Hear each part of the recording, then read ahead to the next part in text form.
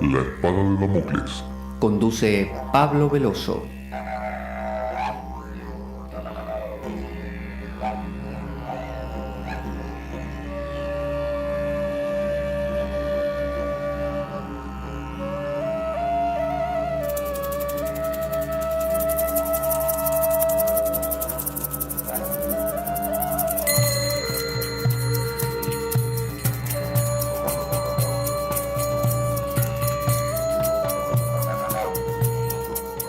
Tal como lo cortés no quita lo valiente, así lo hilarante no quita lo profundo. Y dado que la vida es un juego, aquí comienza La Espada de Damocles. La ficción más real que puedas concebir. La Espada de Damocles es un programa que por mera falta de objetividad cree ser diferente. Personajes mitológicos salidos de los más profundos avernos. Leyendas escabrosas y sin sentido. Curiosidades inquietantes e inútiles. Historias antiguas malversadas por nuestra incapacidad de entendimiento. Y cuentos carentes de profundo significado. También pretenderemos sin el menor éxito entender al ser humano en toda su dimensión. En suma, si quieres desperdiciar tu vida, aquí comienza La espada de Damocles, la ficción más real que puedas concebir.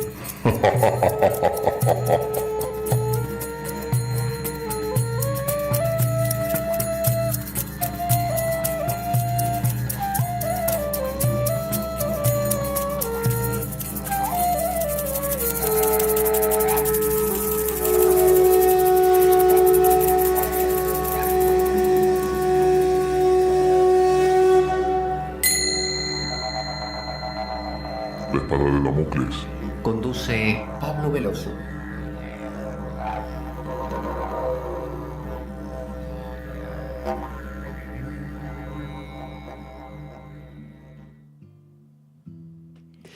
Buenas para todos, aquí estamos en La Espada de Damocles. Yo soy Pablo Veloso y vamos a continuar esta saga acerca del Corpus Hermeticum. Este libro que tiene un nombre que parece sacado, no sé, de Harry Potter o de alguna fuente extraña. El Corpus Hermeticum no es más que una recopilación de sabiduría egipcia, pero el lenguaje griego proviene de los primeros siglos de la era cristiana. Por lo tanto, tiene influencias cruzadas, tiene influencia como todo lo de esa época tan fructífera, tan rica, tiene influencias del mundo griego, del mundo hebreo, del mundo egipcio. Así que, sabiendo todo esto, es un texto que nos permite, en sus muchos tratados, nos permite como adentrarnos en aquello que luego llamaremos el neoplatonismo también, que luego veremos repetido incesantemente o incansablemente en el mundo cristiano a través de un Nicolás de Cusa, un San Juan de la Cruz. Es decir, toda esta visión metafísica de la participación, del ser humano participando de lo divino, conectándose con lo divino, que lo vemos también en el hinduismo. Cuando uno aborda el hinduismo empieza a notar que el hinduismo no es más que neoplatonismo. Y uno en el fondo pregunta, ¿y qué fue primero, el huevo o la gallina? Bueno, en realidad no se sabe nunca, porque la India pudo haber nutrido al mundo alejandrino con muchos aportes, pero también el mundo alejandrino de los primeros siglos cristianos pudo haber volcado mucho de su contenido en el mundo hindú, porque había toda esta interacción de pueblos, de culturas. Pero en realidad no nos importa demasiado quién fue el iniciador del tema, quién influenció a quién, y tampoco quién fue el verdadero autor. Tengan en cuenta que estos textos antiguos utilizaban autores famosos, atribuyéndoles la autoría, como por ejemplo el Bhagavad Gita, que se supone que lo escribió Vyasa. Sin embargo, ¿quién es Vyasa? Nadie lo ha conocido jamás, no es un personaje histórico, no tiene una biografía. ¿Quién es Krishna? Tampoco. Entonces, no nos preocupa tanto el autor. Se supone que el autor de esta obra es Hermes Trismegisto, el 3 veces grande, Y bueno, esta obra es como un diálogo, no es como un diálogo, en realidad es un diálogo, es una conversación, muy parecido, por eso le digo, al Bhagavad Gita, donde Hermes tiene una conversación o bien con Tat, que es su hijo, o bien con Asclepios. Y bueno, a veces este texto se enriquece con algunas cartas, por ejemplo las cartas a Estobeo. Y estábamos recorriendo el camino del que propone el Corpus Hermeticum, que es similar a aquel camino de la vía purgativa, la vía iluminativa y la vía unitiva. Solo que aquí se le llama la vía de la iluminación como la primera, que es la que toda persona empieza a caminar, usted o yo, cuando recién empezamos a entender de qué va la vida y estamos todavía un poco como limpiando viejas manchitas, ¿no? Luego viene la vía de regeneración, así se le llama, ¿no? La regeneración, cuando se da una profunda transformación. Y la última va a ser la vía de la iluminación. A ver, no, me parece que las he mezclado, pero bueno, básicamente las tenía por ahí para recordarlas, a ver si las tengo a mano. Aquí están. Perdón, la primera no es iluminación, sino iniciación, justamente, ¿no? La segunda es regeneración, ahí sí. Y la última es la de la iluminación, como cuando se dice, no sé, en el hinduismo o en el budismo, esta persona alcanzó la iluminación. Así que estamos recién en la primera parte, estamos en la parte de la iniciación y nos estamos acercando, ya nos queda nada para llegar a la vía segunda, que es la de la regeneración, que sería ese paso donde uno justamente pasa de ser un interesado en el tema nada más a ser un comprometido en el tema, donde realmente uno hace un vuelco. En la vía que vimos con San Juan de la Cruz y Nicolás de Cusa, de la vía purgativa, es cuando uno empieza esto, a interesarse, a limpiar algunos detalles, a corregir algunas conductas. Pero luego cuando uno se compromete y da un vuelco realmente, esa es la vía para San Juan de la Cruz iluminativa, ¿no? Que es donde uno se confronta con cosas complicadas, cosas que antes tenían sentido, ahora ya no. Eso lo vemos también en la saga Matrix de los Wachowski, donde en la primera parte el personaje muy maniqueístamente parece vencer a los malos, parece vencer al mal y triunfar, y en la segunda parte empieza a cuestionarse todo eso y ya lo que era blanco no es tan blanco. Bueno, esa es la segunda etapa, la de la regeneración. Vamos a ir a nuestro texto. Estábamos diciendo que todas las prácticas que propone el Corpus Hermeticum, al igual que la religión cristiana, budista, musulmana, la que fuera, tiene que ver con, en esta vía iniciática, cuando uno recién se inicia, con oraciones verbales, ¿no? Rezos, con oraciones mentales, cuando uno reza en silencio, repitiendo de repente una jaculatoria, como decir, por ejemplo, no sé, Señor Jesucristo, Hijo de Dios, ten piedad de mi pecador. Eso sería una jaculatoria cristiana. O Om Mani Padme Hum budista u Om Namah Shivaya hinduista. Y luego hay meditaciones. Habíamos visto que eran reflexiones, como cuando los estoicos hacen todo este proceso de desmenuzar las cosas que nos preocupan para poder quitarles, relativizarlas un poco. Todo esto nos llevaba a trascender el logos. El logos, en este caso, en el Corpus Hermeticum, se entiende como la mente discursiva, la mente parlanchina, la mente que constantemente está ahí hablando sin parar y que ya no sabemos qué hacer con ella. Entonces vamos a ir al Corpus Hermeticum, capítulo o tratado número 10. Yo lo tengo aquí en el libro, recuerde que es un poco más difícil de buscar. Verso 14. Y vamos a ver lo que dice. Dice así: todo el universo pende de un único principio, y este principio depende únicamente del uno y solo.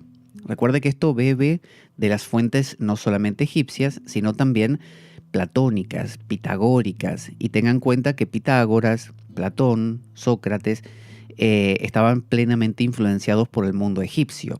El mismo Plotino nació en Egipto, en un Egipto alejandrino ya, pero bueno, estamos diciendo que por eso todo se conecta. En cuanto al principio, es decir, ese ser lo que llamaríamos Dios sin forma, trascendente, está en movimiento, a fin de tornarse principio, mientras que el uno, solo Él permanece estable sin ser movido. Por lo tanto hay tres seres, dice: Dios, el Padre, el bien, el mundo y el hombre. Esas son las tres, como decir, hipóstasis, ¿no? Las tres cosas que existen. El mundo está contenido por Dios. El hombre está contenido por el mundo. El mundo viene a ser como hijo de Dios. Y el hombre viene a ser como hijo del mundo y nieto, por así decir, de Dios. Está creando como una trilogía, como una división tripartita, que es el eterno problema de todas las religiones. Tenemos un mundo, árboles, plantas, rocas, otros animales, el hombre, nosotros, y finalmente lo trascendente, con el nombre que le pongamos. Y la pregunta clave de toda religión, difícil de responder, es: ¿cuál es la relación de estas tres cosas? Es decir, ¿qué se trata? ¿De que yo domine al mundo y el mundo implica mis pasiones, mis ganas de comer esto o no comer lo otro, o de ir aquí o allá? ¿Y cuál es mi relación con Dios, con eso trascendente? ¿Hay algo por encima? ¿Qué es? ¿Cómo es? Entonces, esos son los dilemas. Por un lado, examino el mundo como la ciencia para ver cómo es en relación conmigo, y por otro lado, examino lo trascendente, Dios, que está por encima de mí, que ese es el ámbito como de la teología, digamos, ¿no? Y por último, también me analizo a mí, que es el ámbito de la psicología. Entonces, tengo esos tres niveles. Esos son los tres niveles que está contando el Corpus Hermeticum que existen. Y habla de un uno y solo, ¿no? A ese Dios lo explica de dos maneras. Por un lado, como dicen los hindúes, Nirguna Brahman, Brahman sin forma, es decir, algo que es inconcebible, inefable, intocable, que no podríamos decir nada de ello, porque si decimos algo, no es. Si uno dice Dios, Yahvé, no es. Jesús, no es. Shiva, no es. Vishnu, no es, ¿no? Y por otro lado dice, esa misma cosa trascendente se pone en movimiento, y a eso le llama el principio, ¿no? El principio, el motor inicial, como decía Aristóteles, que pone todo en marcha. Sin embargo, el Corpus Hermeticum, como es muy pariente o hijo del neoplatonismo, no habla de un Dios que está ahí lejos y que crea un mundo que no tiene nada que ver con él, como dice la visión católica, de esto de la creación ex nihilo, es decir, una creación de la nada. No. La visión del Corpus Hermeticum no es que el mundo se crea de la nada, porque eso implicaría que nosotros, en el fondo, no tenemos relación con ese Dios, no hay forma de volver a conectarse con él porque es muy ajeno a nosotros. En cambio, el Corpus Hermeticum lo plantea como que somos nietos de Dios, hijos del mundo, que hay un parentesco. Y cuando hay parentesco, hay, digamos, una comunión de naturalezas. Es decir, hay algo que yo tengo que también tiene el mundo y que también tiene Dios. Por lo tanto, nos podemos conectar. Eso es lo que llamaba Platón la participación, poder participar. También tenemos aquí en el Corpus Hermeticum, en el Tratado 5, verso 1, ya lo tenemos aquí, ahí va, dice: he aquí una doctrina, Otat, que voy a exponerte sin escatimarte nada, para que no sigas sin estar iniciado en los misterios de aquel que es demasiado grande para ser llamado Dios. Fíjese cómo juega con esta idea de hay algo que no puede ser nombrado, que no puede ser descrito, que no puede ser catalogado. Ese algo lo podríamos llamar algo que está más allá de Dios. Por eso se usan siempre términos negativos. En la India se le llama Advaita, no dos, ¿no? Es decir, algo que no es esto, no es aquello, neti, dicen los hindúes. Si uno le pregunta a un hindú qué es ese Dios sin forma, él dirá, mira, no es esto, tampoco es aquello, no es ese árbol, no es esa persona, no es ese río, no es esa montaña. Y uno le pregunta, ¿qué es? Bueno, no sé, pero no es todo esto. Bueno, eso es la vía apofática, y de eso está hablando aquí Hermes a su hijo Tat le está diciendo: aquel que es demasiado grande para ser llamado Dios. Observa cómo el ser, que para la mayoría de gentes es inaparente, o sea que no lo ve, no se le aparece, se va a tornar para ti muy evidente. Esto es clave. La mayoría de las personas viven en un mundo donde muchas de estas cosas no son realidades. Es decir, uno le dice Dios y la gente dice: ¿qué es eso? Una creencia, una superstición. Carl Gustav Jung, cuando le preguntaron si creía en Dios, él dijo: yo no creo, sé. Puede sonar muy pretencioso, pero el hecho es ese. Cuando alguien realmente, toca el fuego, no necesita creer que el fuego quema. Ya está, lo sabe. No hace falta ni explicárselo. No es que uno tiene que decirse a sí mismo: bueno, a ver, vamos a pensarlo. Toqué el fuego. Me quemé. Por lo tanto, el fuego quema. Me quemé la mano, el fuego quema mi piel.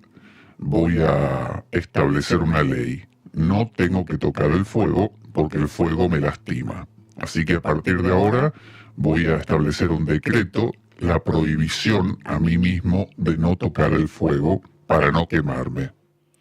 A usted le sonará muy tonto todo eso. Es obvio, usted tocó el fuego y no necesita toda esta perorata, simplemente no toca más el fuego. Usted sabe que quema. Bueno, esto es lo mismo. Entonces le está diciendo a Tat: te voy a dar la experiencia de ese Dios. No, como decía Job en su libro, al final del libro le dice a Dios: antes yo te conocía de oídas, pero ahora te he visto con mis propios ojos. Es muy diferente. No es lo mismo haber aprendido de memoria y repetir como loro, cualquier cosa, el Bhagavad Gita, el Corán, la Biblia, lo que fuera, a experimentar. Eso es diferente. Se va a tornar para ti muy evidente, le dice a su hijo. En efecto, él no podría existir siempre si no fuese inaparente, Dios, ¿no? Pues todo lo que aparece ha sido engendrado por cuanto un día apareció. Está diciendo que todo lo que pueda ser nombrado en algún momento empezó a existir. La mesa no era mesa, era madera, era un árbol. Luego empezó a ser mesa. Pero dice él, todo lo que empieza, y dicen los hindúes también, tiene un final, como dice en la saga Matrix, el oráculo al final. Dice, todo lo que comienza tiene que acabar. Entonces, lo que es perecedero no es real para los hindúes. Solo lo real para los hindúes es lo que siempre se mantiene. ¿Qué es lo que siempre se mantiene? Nunca te lo van a decir directamente, porque si te lo dicen, ya no es eso. Si yo digo lo que se mantiene es Dios, sí, pero Dios lo empezó a pensar un tipo un día y dijo, llegó a la conclusión y dijo: existe una cosa llamada Dios. Bueno, eso quiere decir que nació un día, eso no es Dios. En efecto, Él no podría existir si no fuese inaparente. Necesitamos tener un concepto de Dios negativo, ¿no? No un es esto y es aquello o lo de más allá. No sé, ¿no? Solo sé que no sé nada, eso. Por el contrario, lo inaparente existe siempre, pues no tiene necesidad de aparecer. Está planteando que existe una dimensión misteriosa. Nosotros todo lo queremos explicar, todo lo queremos encajar en patrones, pero está proponiéndole a su hijo, aquí Hermes, que para poder conocer aquello que está más allá de lo que se puede conocer, lo que tiene que hacer es dejar la puerta abierta y nombrar todo lo que se le ocurra en la vida, ¿no? Personas, hormigas, lo que sea. Pero dejar una especie de palabra abierta, ¿no? Como una especie de esto no es tampoco, ¿no? El dejar eso es abrir la puerta al misterio. Y si uno abre la puerta al misterio, ingresa dentro de la vida de uno una dimensión nueva, que es la dimensión de lo desconocido, lo inenarrable, lo inefable, lo intocable, todo lo in. Dice, no tiene necesidad de aparecer ese Dios, esa cosa trascendente. No, yo no puedo nombrarlo porque cualquier cosa que diga no es y confundiría. Por eso se habla en términos negativos. No es esto, como en la teología mística de Dionisio Areopagita. Eso es eterno y hace aparecer las restantes cosas, aunque él en sí mismo sea inaparente, pues existe siempre. Hace aparecer todas las cosas, pero Él mismo no se deja aparecer. Engendra, pero Él mismo no es engendrado. No se ofrece a nosotros en imagen sensible. Fíjese que esto es lo que dice San Juan de la Cruz a cada rato. Si estás meditando y se te aparece la Virgen, descartala. Lo dice también el autor anónimo de La nube del no saber. Si estás meditando y de repente tenés un arrobamiento, quítalo. No importa el arrobamiento, no importa si te sentís bien, mal, si aparece Jesús o Krishna. Son cosas pasajeras. Lo que importa es la nube del no saber. La nube de ese misterio. Estar frente a ese misterio y no hacer nada. No hacer nada. No intentar aferrarlo. Cualquier intento de aferrarlo y decir, por ejemplo, sí, ahora lo entendí, el misterio. El misterio es, mira, ahora te lo explico. Bueno, eso lo mataste al misterio. El misterio nunca debe ser definido. Uno siempre debe ir a esa meditación con la apertura del asombro de un niño, ¿no? No lo sé, no sé qué es esto y no me interesa saberlo tampoco. No hay más presentación sensible que aquella que los seres engendrados, pues venir al ser no es otra cosa que aparecer a los sentidos. O sea que todo lo que se convierte en un ser, en algo que es porque lo vemos, lo pensamos, lo sentimos, lo tocamos, lo gustamos. Bueno, eso son cosas que son perecederas, transitorias. Por lo tanto, son descartables, es decir, son valiosas, uno se puede enamorar de alguien, puede desear irse de vacaciones a tal sitio, pero si uno realmente quiere tocar el misterio de la vida, tiene que saber a la vez, paralelamente, que hay una dimensión totalmente desconocida y que nunca va a ser conocida, que es inaparente, que no se me aparece. En el mismo Corpus Hermeticum, Tratado 5, pero ahora el verso 10 y 11, dice: Dios es demasiado grande para tener un nombre. O sea, no le pongas ninguno, ¿no? O sea, si te gusta llamarlo Jesús, llámalo. Si te gusta llamarlo Juancito, llámalo Juancito. Quetzalcóatl, Tao o lo que quieras. Pero recuerda, el Tao que se nombra con palabras no es el verdadero Tao, dice el Tao Te Ching. Y después sigue escribiendo y contando todo lo que es el Tao. Y uno dice, ¿cómo puede ser? Si en el primer verso dijo que no se podía nombrar. Bueno, porque desarrolla un montón de cosas que no son el Tao, pero también son interesantes e importantes. Pero lo aclara. Todo lo que vamos a decir después no es el Tao. Te acerca, es el dedo que señala la luna, todo eso está muy bien. La Biblia, el Corán, no es Dios, ¿no? Dios no es Dios, ¿no? El verdadero Dios no puede ser nombrado.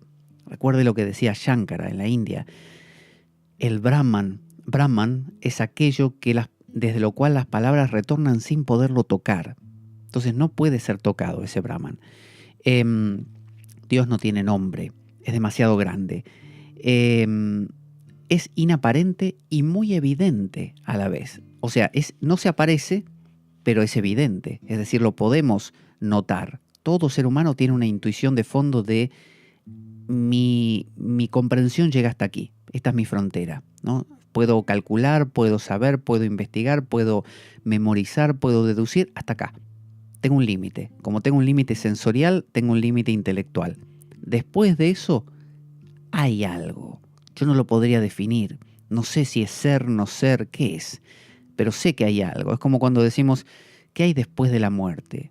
¿Qué hay antes de nacer? Bueno, tenemos esa sensación de, estos son nuestros límites. Yo conozco desde que nací hasta que muero. Hay más. Ese más, ¿qué es? Bueno, eso es el misterio. Y es evidente. El que contempla el intelecto es el mismo al que ven los ojos. Es incorporal y multiforme, o mejor aún, omniforme. Es decir, que ese trascendente tiene todas las formas. Por eso es que se puede, no sé, adorar a Dios en una piedra, pero no pensar que la piedra es Dios, como diciendo Dios está en esta piedra y no en aquella otra. No, si está en esta piedra, está en todas. Que uno quiera darle importancia especial a esta piedra porque, bueno, le parece que está bendecida por el santo tal, vale, está muy bien. Siempre que no se olvide que no hay una piedra especial. Todas las piedras valen más o menos lo mismo. No más o menos, lo mismo. Así que dice, nada existe que no sea Él. Lo dice Jesús en el Evangelio apócrifo de Tomás, levantad una piedra y ahí estoy yo. Mejor que eso, levantad una piedra y ahí estoy yo. Es decir, abrí el Corán, abrí el Quijote, anda al supermercado, ahí estoy yo.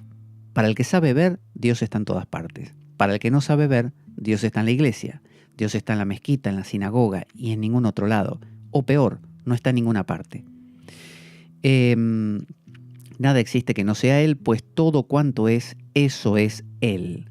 Y de ahí que tenga todos los nombres. Por eso en la India se dice Sarvam Kalvidam Brahma.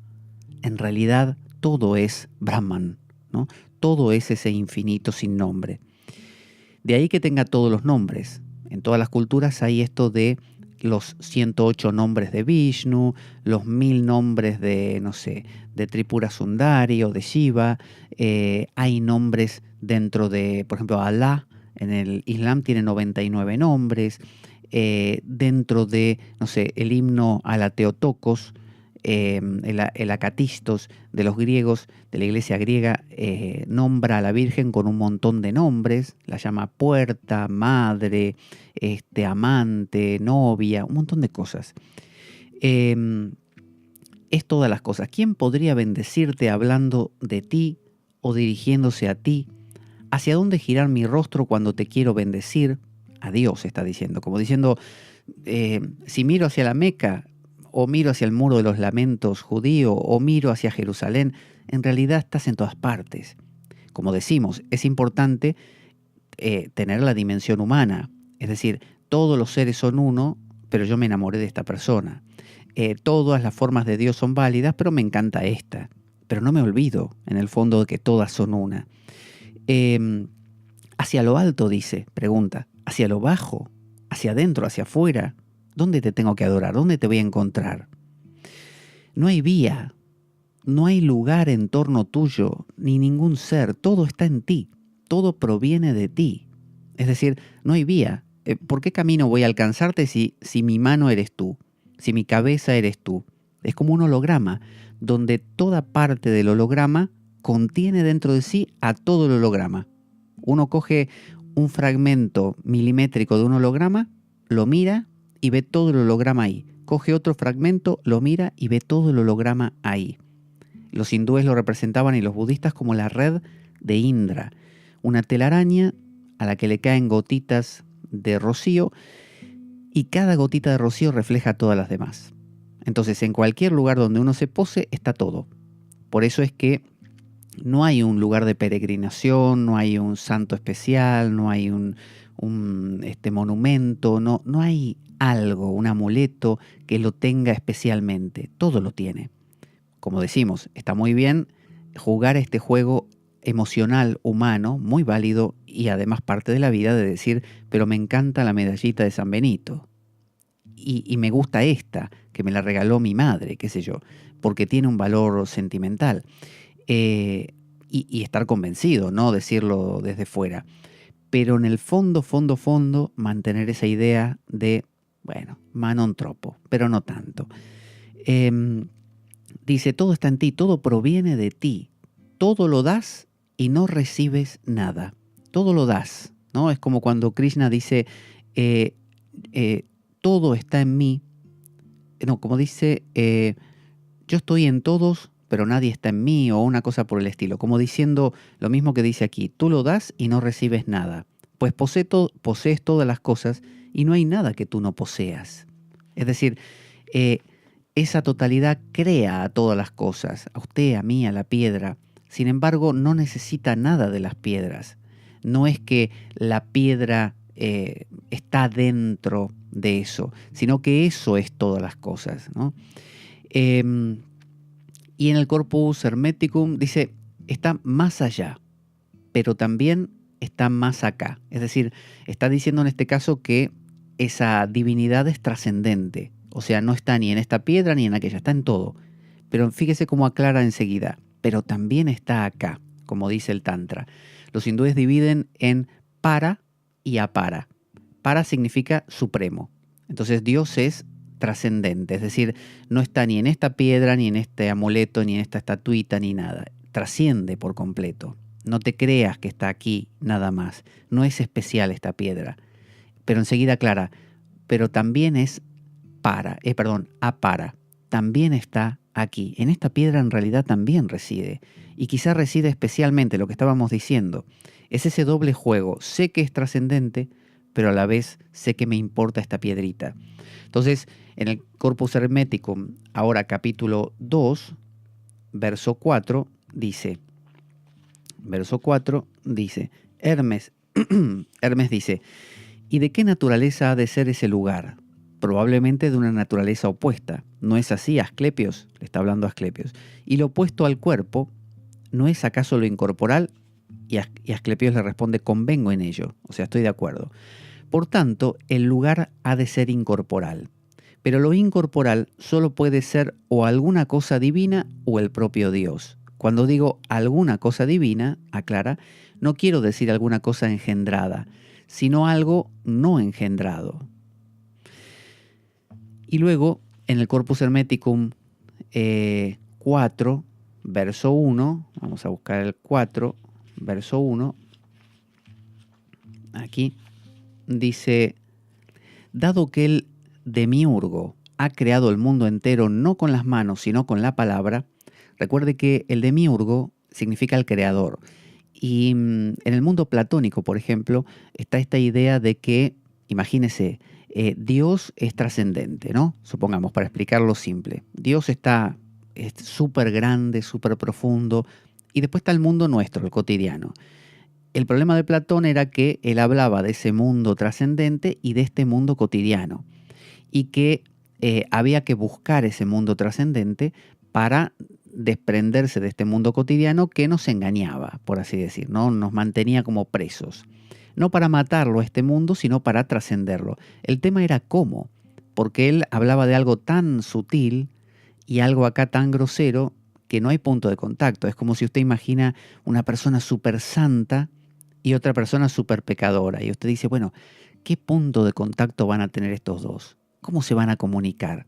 Bueno, ahí es donde Platón, en el Timeo, tira la idea del demiurgo, como diciendo, bueno, a ver si esta idea más o menos nos ayuda un poco. De hecho, lo plantea medio así.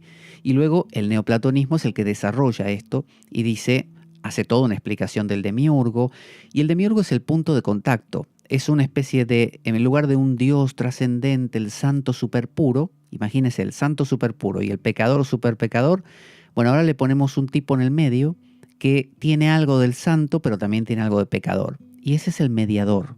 Ahí sí, uno dice, bueno, ahora sí, porque quiere decir que ese santo como que viene un poco a mí a través de este tipo intermedio y yo voy un poco a él a través de ese tipo intermedio.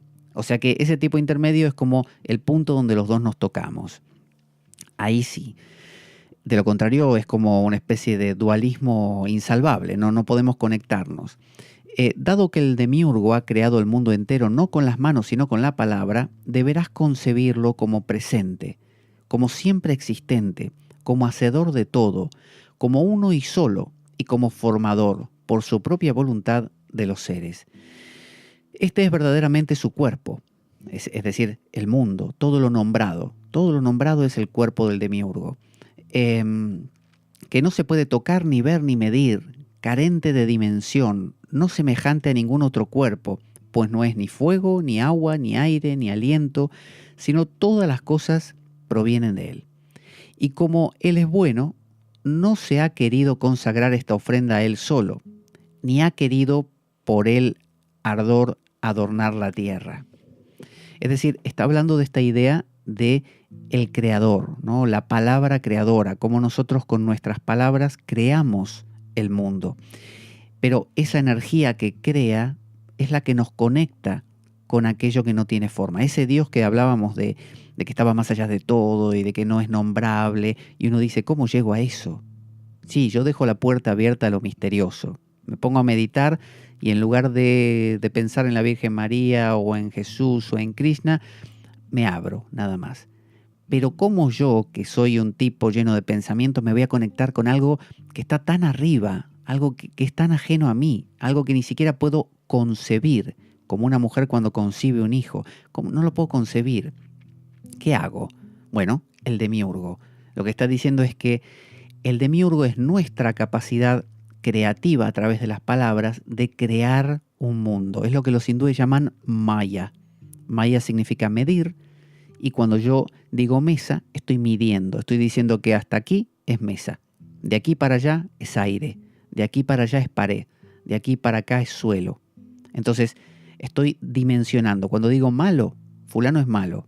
Estoy diciendo que hasta aquí, hasta donde fulano es, hay mal. De aquí para allá hay bien. Por lo tanto, lo circunscribo. Digo, cuidado, ese tipo es malo. Y después lo mido y digo, más malo que aquel, menos malo que este. Entonces, todo eso genera una gran red de explicaciones. Eso es nuestro demiurgo.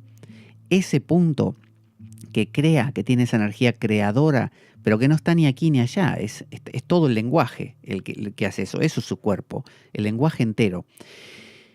Ese es el camino hacia lo trascendente, hacia ese Dios. Ese es el punto de contacto. Así podemos participar. Los hindúes lo descubrieron y dijeron, los hindúes, los egipcios, todos, y dijeron, vamos a utilizar el lenguaje para trascender el lenguaje. Decía Ramakrishna Paramahansa que si uno tiene una astilla de madera clavada en la piel, a veces utiliza otra astilla para quitarse esa astilla y después tira las dos. Entonces uno puede utilizar a las palabras para deshacerse de la cárcel de palabras y luego liberarse, soltar ambas cosas. Entonces esto quiere decir que si yo tengo un paradigma, una idea creada por mi cultura que me dice no servís para nada, o la vida no tiene sentido, o Dios no existe, o sos solo un cuerpo y lo importante es comer, dormir, reproducirse y defenderse, eso está hecho todo con palabras. Las aprendí, las escuché, las repito, me las memorizo, las veo ocurrir en mi vida cotidiana y son una verdad para mí, son una realidad. Bueno, eso es el demiurgo, pero ese es el demiurgo tóxico, por así decir. Es lo que los hindúes llaman Maya, ¿no? Mahamaya, la gran ilusión. Pero sin embargo los hindúes dicen también hay otra Maya, que es la Vidya Maya, la Maya de la sabiduría, de la gnosis. Cuando uno comprende, entonces ese demiurgo puede crear otro mundo, un mundo donde uno dice, no, existe lo innombrable, existe el silencio, yo sí valgo, yo puedo trascender, puedo participar de eso, puedo abrirme a eso, la vida tiene sentido, no se trata solo de comer, dormir, reproducirse y defenderse, hay más. Bueno, eso es utilizar lo que usa el demiurgo, que no es una persona que está ahí afuera. El demiurgo es toda nuestra capacidad de crear sentido. Bueno, podemos crear otro sentido. Esa es la idea del demiurgo, del acá, ¿no? Ya no pensar solamente, vale, allá, ¿no? El Nirguna Brahman. Dios es sin forma, pero yo soy con forma y me enamoro de las personas y me gusta comer esto, tengo deseos.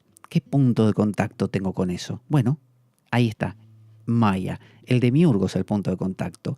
Mi forma de crear realidad, puedo crear un paradigma nuevo.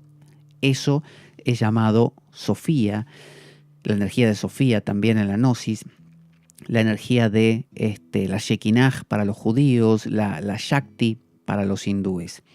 Le voy a hacer escuchar un audio que nos cuenta cómo colaborar con nuestro programa, aunque dentro de poquito iVoox va a inaugurar una nueva forma de colaborar, que es como una especie de mecenazgo, así como Patreon, por ejemplo, o Patreon, que es ese sistema de hacer como un soporte regular a en este caso a los podcasts, como La Espada de Damocles, de manera que con algunos premios que se van ganando, como tener episodios inéditos todavía, se va haciendo una colaboración regular para que La Espada de Damocles, por ejemplo, pueda permanecer, subsistir y enriquecerse a veces con materiales que tienen su costo y que no son fácilmente alcanzables por nosotros.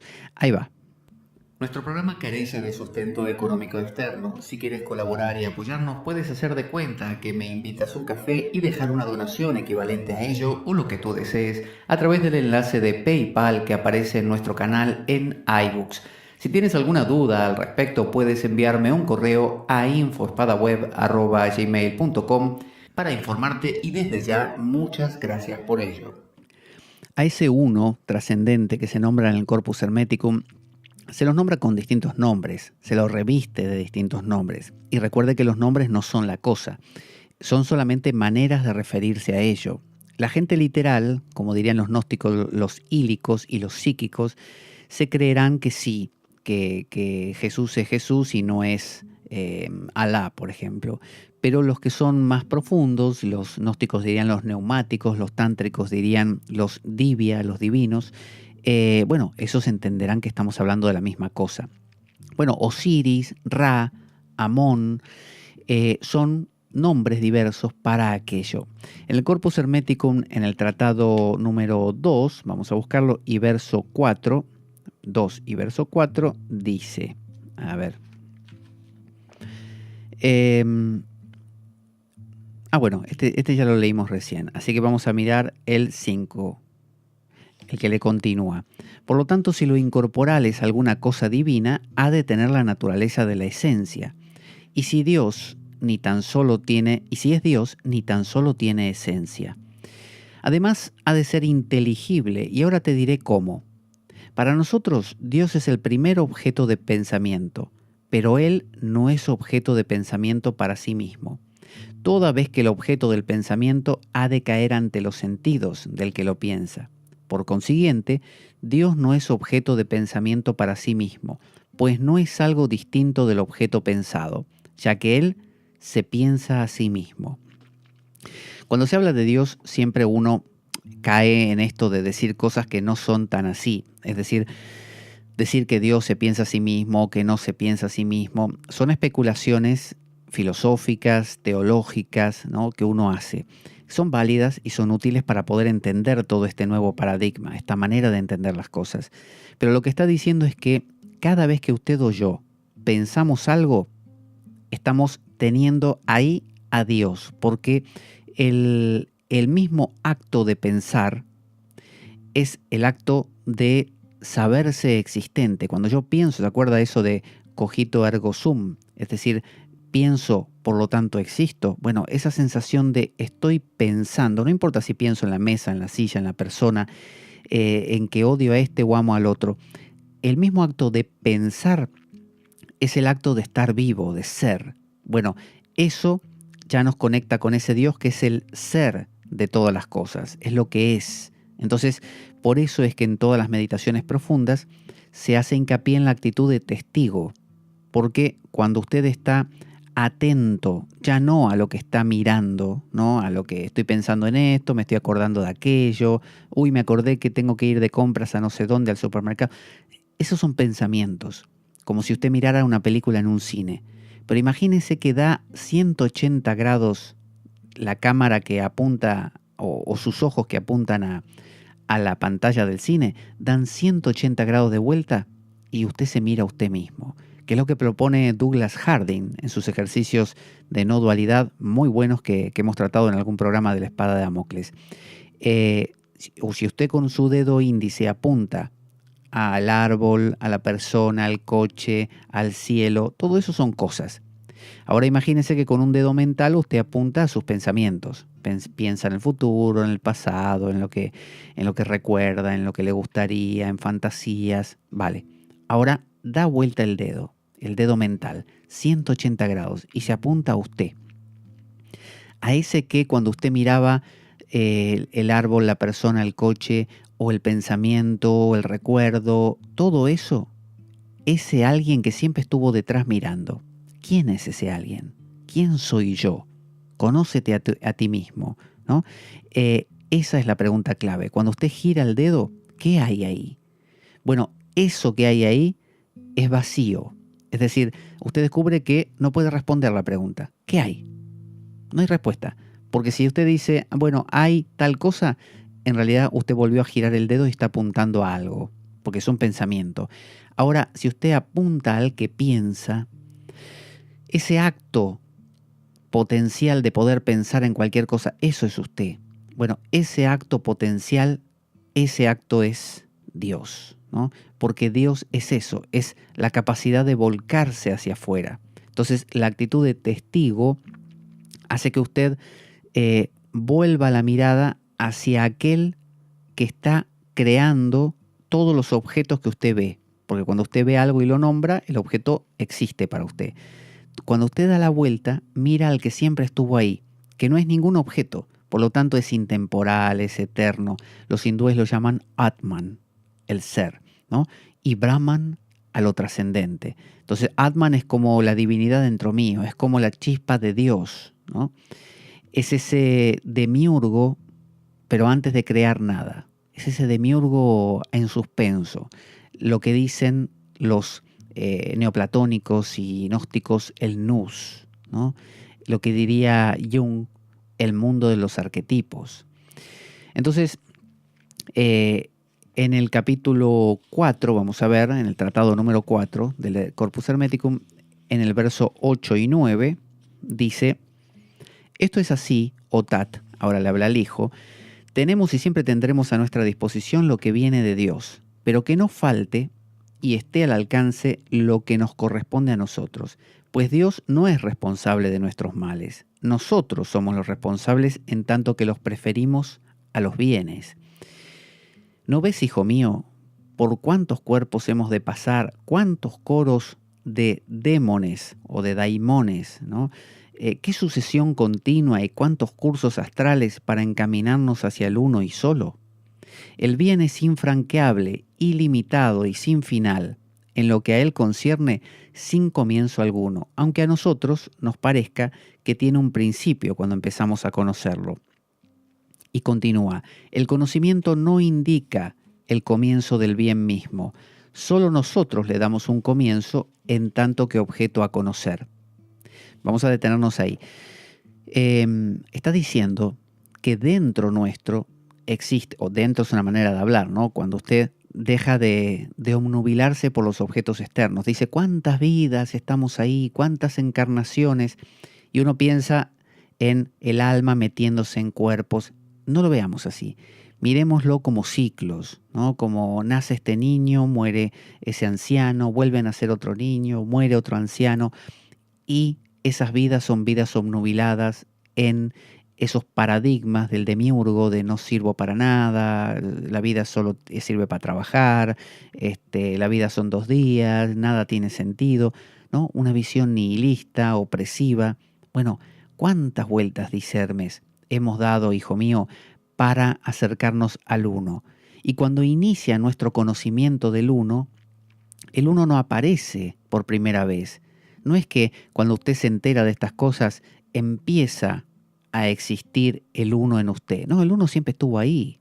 Es como si usted hubiera, por ejemplo, yo le digo un día, mire, fulano, usted sabe que en su cuenta bancaria usted tiene 5 millones de euros. Y usted dirá, bueno, desde que me lo dijiste, empecé a tener 5 millones. No, ya los tenías, los tuviste siempre. Pasa que no te enteraste, nadie te lo contó. Bueno, yo te lo conté.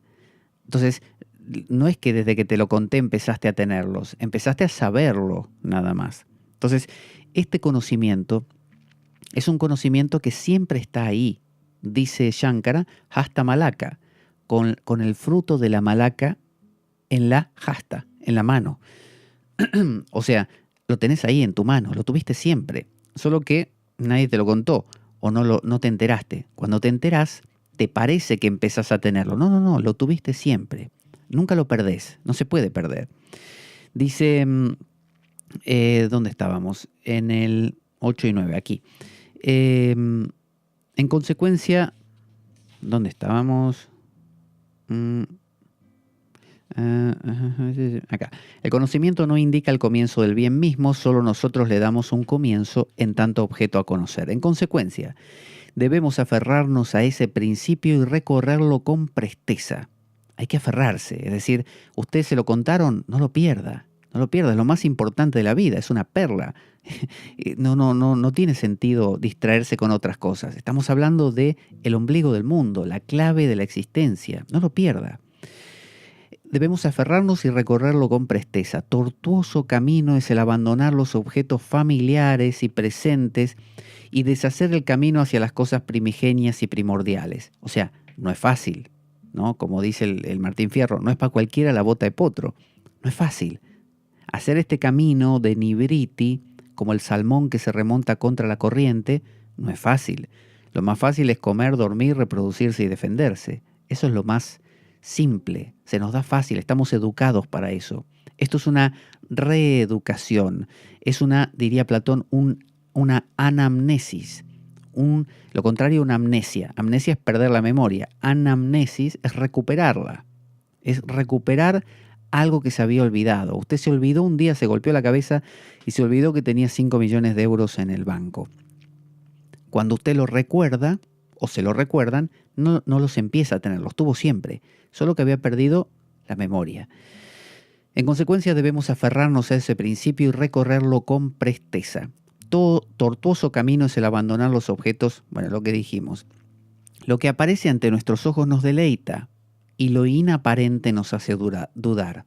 O sea, lo que se te aparece, esa forma, esa comida rica, esa persona bella, ese paisaje, como diría James Hillman de la psicología profunda, te viola, la imagen te viola. Es decir, ves una imagen y te come la imagen. Por eso la publicidad, que se sabe que uno mira la imagen y es capturado por la imagen. Uno no tiene forma de defenderse. La imagen crea toda clase de fantasías e ideas en la mente. Te viola, ¿no? Se apodera. Entonces está diciendo, lo reconozco, dice Hermes, no es fácil. En cambio dice lo inaparente, lo que no se te aparece, te hace dudar. Claro, te hablan de lo sin forma, y vos decís, bueno, ¿qué es eso? Yo no lo veo, yo lo que veo es esta manzana delante mío, que me está violando, me está diciendo, comeme, ¿no? Como la manzana o como el jarabe de Alicia en el País de las Maravillas, que había, bueno, creo que también había una fruta, un hongo, no me acuerdo, que decía cómeme, o una galleta, y un frasquito con un líquido que decía bébeme. Entonces, las malas cosas son muy aparentes a los ojos, pero el bien, lo trascendente, por el contrario, es invisible a los ojos. ¿Quién decía esto? El Principito. Lo esencial es invisible a los ojos. O sea, lo que vos ves te viola, te come, te lleva. Lo que no ves, casi ni te enterás. Si uno tiene 5 millones de euros en el banco y no lo sabe, no lo ve, eso no se me aparece, es inaparente. Por lo tanto, no lo sé. Si alguien me dice, ¿no tendrás 5 millones? No, digo, ¿qué voy a tener? Y lo que sí se me aparece es tener que pagar deudas, dificultades, comprar la comida, pagar la renta. Esos son mis dificultades, esas son cosas que se me aparecen cada día. Pero lo otro es inaparente, hasta que lo recuerdo. Un día hago anamnesis, quizá alguien me lo recuerda, y ahí lo recuerdo yo y digo, claro, tengo 5 millones de euros. Entonces, es invisible a los ojos visibles. Hay como otros ojos, que son los ojos interiores. No tiene ni forma ni figura. Y por esta razón, siendo semejante a sí mismo, es distinto de todo lo demás. Es decir, Dios no es ni la roca, ni el pato, ni la palmera, ni la persona, ni el río, ni la montaña. Pero a su vez es todas las cosas. Entonces, ¿a qué se parece Dios? Y ni a la roca, ni al río, ni a la montaña, porque si no sería solo roca, o solo río, o solo montaña. Si tuviéramos que dibujar a Dios, dibujaríamos, básicamente, haríamos un dibujo de todo lo que existe. Pero todo lo que existe físicamente, intelectualmente, emocionalmente, todo tendría que ser Dios. Entonces, tendría que ser un dibujo tan infinito como lo es Dios. No terminaría nunca. Y por esta razón, siendo semejante a sí mismo, es distinto de todo lo demás. Es imposible que un incorporal se torne aparente a un cuerpo. Es decir, no intentes que aquello cuadre en alguno de tus parámetros. No intentes convertir aquello trascendente en algo cotidiano. No se puede. Siempre te va a salir mal. Cuando quieras decir, bueno, ya lo entendí. El silencio del ser, el misterio es tal cosa. No, te equivocas, no es tal cosa. Te parece que es tal cosa. Vamos a escuchar un audio que nos cuenta cómo participar de nuestro grupo de Telegram de la Espada de Damocles. Ahí va. Puedes sumarte al nuevo grupo de Telegram de la Espada de Damocles. Para eso solo tienes que descargarte la aplicación para el sistema operativo que tú utilices en el móvil o en el ordenador, en la computadora. Una vez que te lo descargas, puedes, llenando los datos que te pide, entrar y buscar mi alias, que es Pablo Veloso, y una vez que lo encuentras me dices: hola, ¿qué tal? Soy fulano o fulana de tal y quiero entrar en el grupo de la Espada de Damocles. Inmediatamente te envío un enlace de invitación y ya estás dentro del grupo. Es un grupo donde compartimos material, donde vemos las últimas novedades de la espada y donde nos conocemos entre nosotros los damocleanos. Un grupo muy divertido, muy profundo, muy valioso. Realmente te va a gustar. Y ya para despedirnos vamos a escuchar nuestra cortina final y nos encontramos en el siguiente programa, donde vamos a seguir tratando este libro apasionante, el Corpus Hermeticum, que puede descargarse de internet, tiene libre circulación, también puede comprarse, como tengo yo un ejemplar, en papel. Y fíjese, es una joya de la espiritualidad o de la sabiduría universal, tanto como es el Bhagavad Gita o el Corán o la Biblia, todos estos libros sapienciales. Yo creo que vale la pena explorarlo porque nos da una perspectiva nueva, o puede ser nuestro libro de cabecera, cómo no. Ahí vamos con nuestra cortina y en la siguiente nos encontramos. Soy Pablo Veloso para la Espada de Damocles.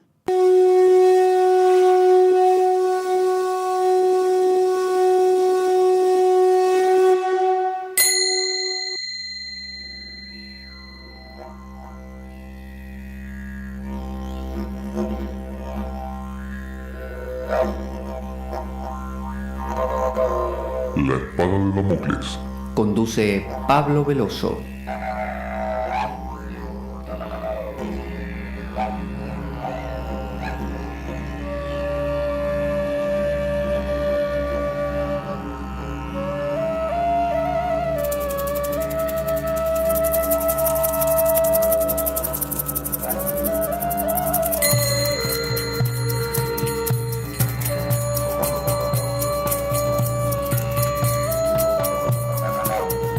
Y dado que la vida es un macabro juego concebido por una mente perversa, únete a nosotros en nuestro próximo programa, cuando escuches las siguientes palabras. La Espada de Damocles, la ficción más real que puedas concebir. Buena vida para todos, buena semana y... ¡Avanti, damocleanos!